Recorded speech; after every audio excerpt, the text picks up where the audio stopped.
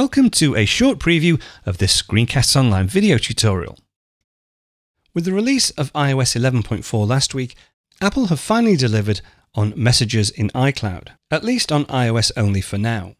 This new feature gets around the problems of the previous messaging system by allowing you to store an encrypted archive of all your messages in iCloud. Previously, receiving messages on different devices was very hit and miss, and in addition, when you configured a new device, you wouldn't see any old messages, only messages that you received from that point. So here I am across on my iPad and my iPhone. Now I have upgraded both machines to 11.4, but I haven't switched on messages in iCloud. But just to show you the difference, if I go into messages on the iPhone and then messages on the iPad, now although both machines are connected to the same iCloud account, you can see there is a difference.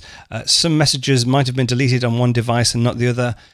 In other occasions, one device might have been switched off when messages have arrived, so they haven't appeared on both machines.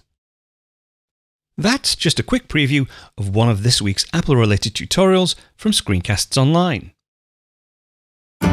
Screencasts Online is your premium source of Apple-related video tutorials.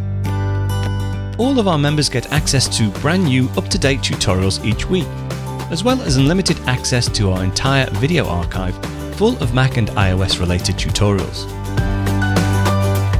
You can stream and download all of our videos on your Mac, iPad and iPhone, and even your Apple TV using the members-only Screencasts Online Apple TV app. Membership also includes a complimentary subscription to the digital Screencasts Online monthly magazine, published each month and packed with videos, articles, reviews, as well as hints and tips covering all aspects of the Mac, iPad, iPhone, and all of the other fantastic Apple products.